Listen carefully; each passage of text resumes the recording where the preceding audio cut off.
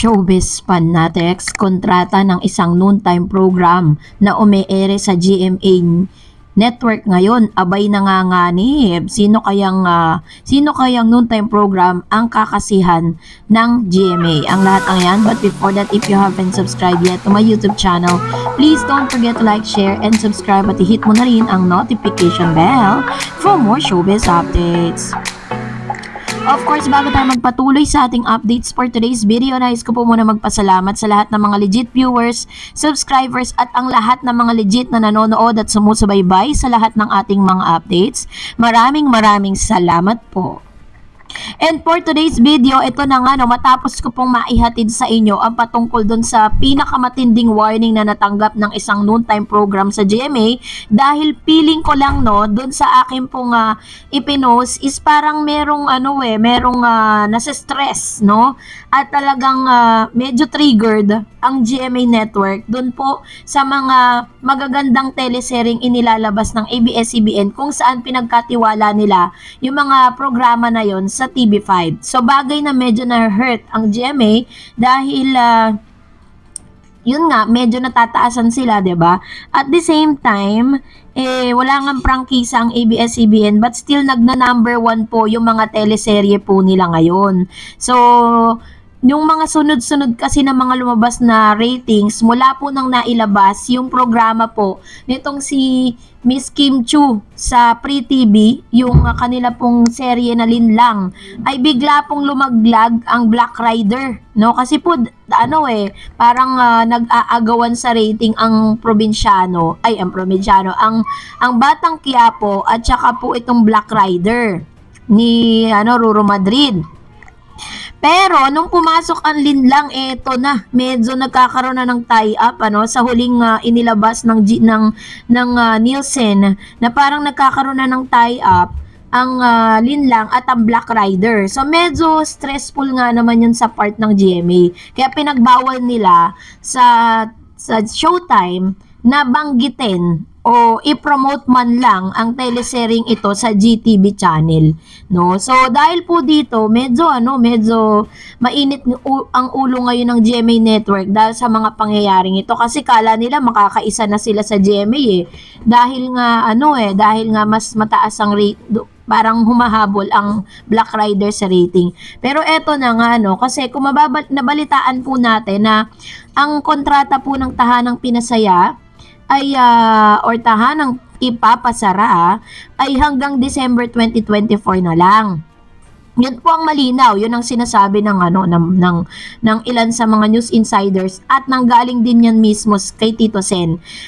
And isa rin sa mga tinitignan na dahilan, dahil nga po syempre meron silang black time agreement, ang tape dito po sa nasabing network, kaya parang mas pinapaboran nila ngayon ang tape. Pero base po sa ilang mga lumalabas na news, dahil medyo nasa-stress nga ang GMA ngayon dahil sa mga pangyayari ngayon sa Free TV, parang nanganganib po na may isang noontime program na tuluyan nang liligwakin.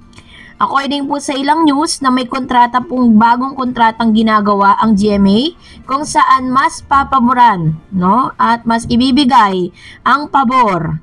Kasi po, syempre, bilang isang business owner, mas papaboran mo syempre yung isang programa na nagpapasok ng mas malaking pera kaysa sa iba.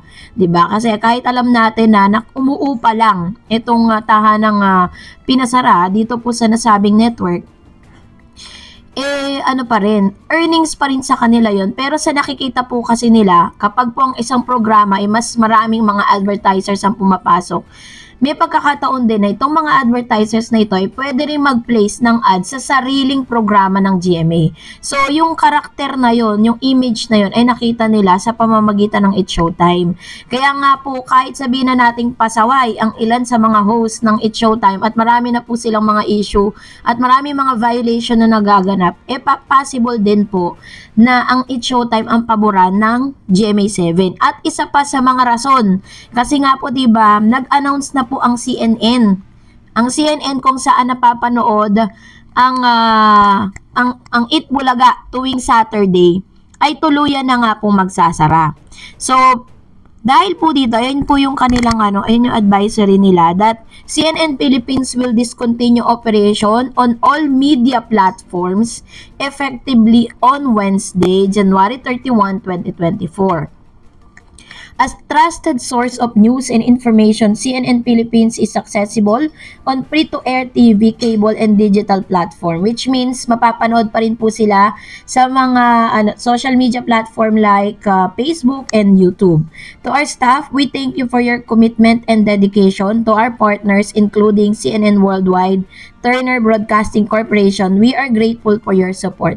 And to our viewers, our sincerest gratitude for your loyalty and trust over the past 9 years. At alam po natin na isa ito sa mga talagang masasabi natin na masakit na goodbye. Pero, dahil po dito nakikipag-usap ang CNN sa GTV channel, which is nung sinerch ko, ano ba talaga ang kinikater ng GTV? Ang GTV programming includes games telecast of the NCAA Philippines and the entirely of its predecessors' existing programming such as weekly public affairs, series and daily newscasts including Balitang Tanghali, State of the Nation, regional TV news, and TV simulcast of Super Radio DCBB program under the new name Double, which means ang kinikater talaga ng GTV is all about news.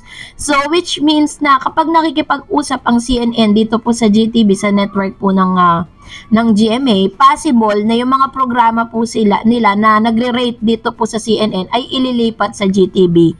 Yun ay kung magkakaroon ng arrangement or pagkakasundo. So possible na yung programa po ni Miss Vice Ganda na It's Showtime ay malipat naman ng talagang regular programming po sa GMA. Kasi yun ang usap-usapan kasi kapag natapos na po ang kontrata nila, ang It's Showtime ang sasapo doon po sa block time agreement na meron ng tape. So, ay nako, mag-antay-antay tayo kasi medyo madugo-dugo po yung magiging desisyon ng GMA patungkol sa bagay na yan. At yung matagal na nating gusto, tanggalin na sila sa ere, no? Medyo masakit man sa part ng ilang mga empleyado, pero that's the reality, kailangan nilang tanggapin. So, tapos, nadadagdagan pa sa stress ng GMA dahil wala silang ginawa kundi ipaglaban ng ipaglaban. According sa ilan sa mga lawyers, 1% lang po ang porsyento na pwede silang manalo sa kaso. And dinamay pa nila ang GMA. Ay nako. So dahil dyan, mag-react tayo sa ilan sa mga komento ninyo patungkol naman sa ating pong last update. Unang komento mula kay Tony Santos. Yung sugod bahay nanalo. Isang bata na 10 years old, iyak ng iyak dahil namimiss yung tatay na nakakulong sa Davao. Penal colony, life sentence at tinulungan ulit ni Tito Sen. Sinagot niya ang mga airfare ng bata, nanay at kapatid papuntang Davao para makita at mabisita ang amang nakakulong at di pa tapos ang regalo sa bata dahil malapit na ang birthday. Sinagot ng Itbulaga Davercads ang handa na cake at spaghetti at iba pa. Inakuhuli ay bike dahil yun ang gusto ng bata. Ilan na ba ang natulungan ng TBJ?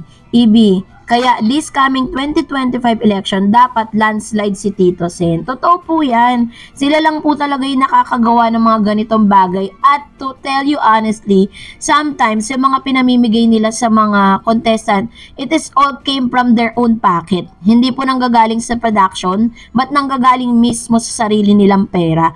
At karamihan na gumagawa niyan is si Tito Sen tsaka si Bossing. Kaya naman talagang, tingnan nyo, diba, inaani po nila yung pagtulong nila sa iba. Sabi ni Nick Cel Cruz, mas maganda at masaya ang manood ng cartoons kaysa panoorin yung show nila. Wala pa din tatalo sa Itbulaga, TBJ pagdating sa noontime show. Totoo naman, this is very true. Kaya naman, maraming salamat po sa inyong mga komento. Please mag-comment lang kayo sa comment section natin na related sa ating latest updates. At kung hindi ka pa nakapag-like at share and subscribe sa channel na ito, please don't forget to like and subscribe. And please don't forget to follow my Facebook page, Dar Eds TV. God bless everyone!